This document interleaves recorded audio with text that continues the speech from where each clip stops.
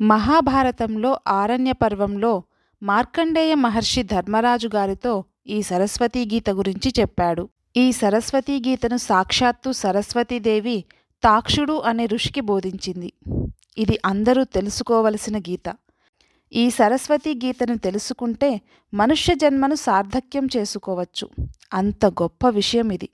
తార్చుడు అనే ఒక గొప్ప మహర్షి సరస్వతీదేవిని ప్రార్థన చేసి తపస్సు చేసి ఆమెను మెప్పించి ఆమె సాక్షాత్కారం పొందాడు. సరస్వతీదేవి ప్రత్యక్షం అవగానే ఆవిడని ఒక ప్రశ్న వేశాడు. అమ్మా, అసలు ధర్మం ఏది? ఏ పనులను చేసినట్లయితే పుణ్యగతులను పొందుతారు? శరీరం విడిచిపెట్టిన తరువాత ఖచ్చితంగా ఉత్తమ గతులు కలుగుతాయి అని నమ్మడానికి ఏ పనులు చేయవలసి ఉంటుంది? అవి నా మనసుని అంటిపెట్టుకుని ఉండేట్టుగా నాకు చెప్పమ్మా అని అడిగాడు. అప్పుడు సరస్వతీదేవి చెబుతా విను నాయనా అంటూ ఇలా చెప్పింది.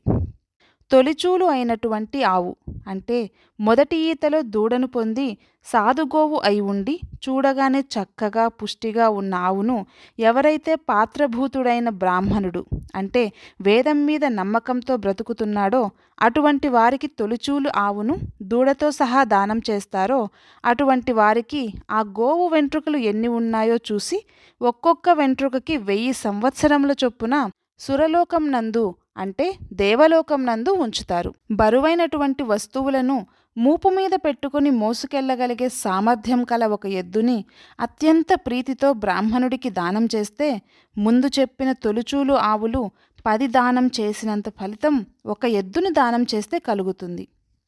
బట్టలు దానం చేయడం వలన శరీరం పడిపోయిన తరువాత చంద్రలోకానికి వెళ్తారు.